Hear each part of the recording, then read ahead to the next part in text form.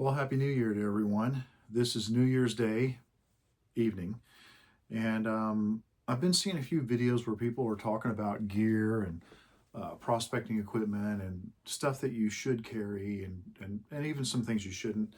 But it got me to thinking about doing my own gear video, but it's not about what I take. It's about my philosophy about the gear that I do take. So I want to make this short. I've already done one of these videos. It was 20 minutes long, and I think I got carried away on the gear and not really the topic. So, but the idea, take these headphones for example. This is something you'd want to carry in the field. You need headphones, maybe not all the time, but they give you a really good advantage. So, but they're big. They're not terribly heavy, but they are a little bit heavy. But what about these? Noise canceling wireless earbuds. These work with my 6000. I can just put them around my neck and basically forget they're there like I pretty much always do. Digging through my backpack, where are my dang headphones? I've lost them. Here they are. But the point is, very little weight, very little space. That's just an ounce or two right there that adds up with everything else that allows me to stay in the field longer and maybe climb up some of those steep washes and steep hillsides looking for nugget patches a little bit longer in the day. So a couple other examples. I'm not going to go into everything, but multi-tool. You want to carry one of these because they have pliers and screwdrivers, other things too, right?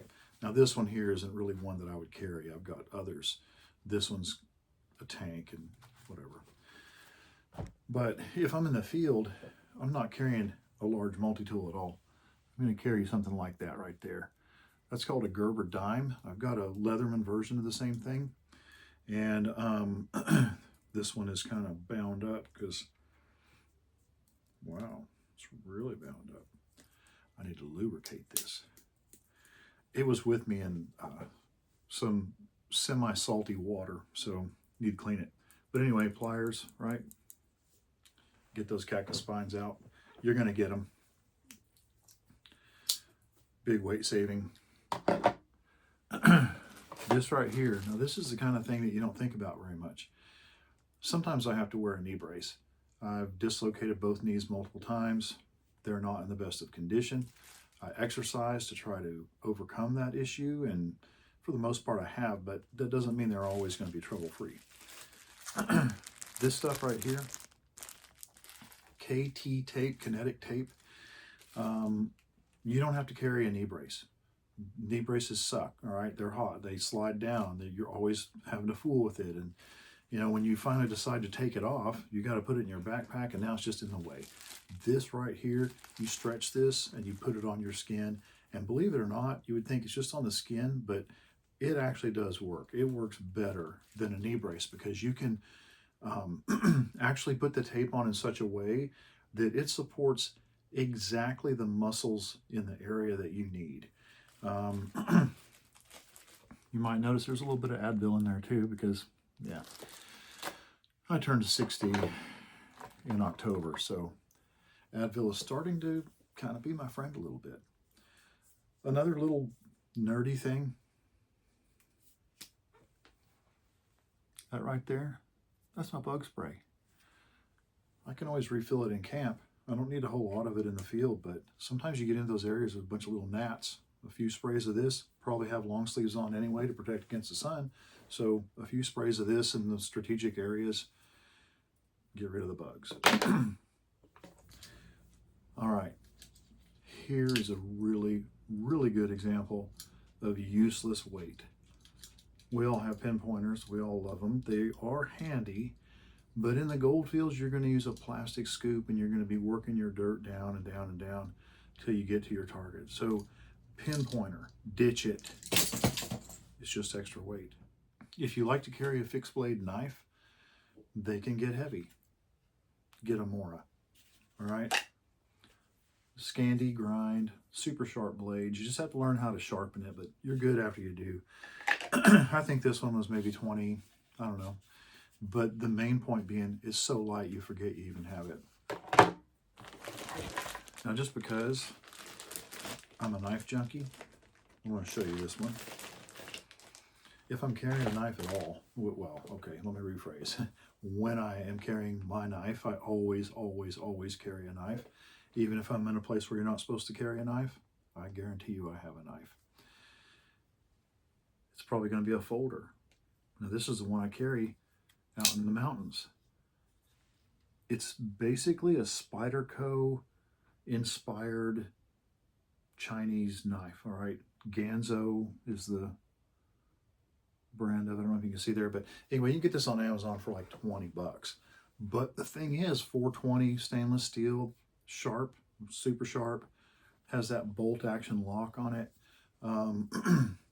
It's a solid knife for 20 bucks. This is what I'm going to carry. If I break it, I'm not even going to cry. Just order 2 more.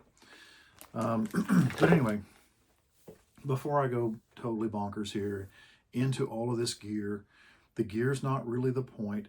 The point is what gear you have. There are probably lightweight versions for that same gear, and that's going to keep you in the field longer. Sorry guys, allergies just tearing me up. It's going to keep you in the field longer.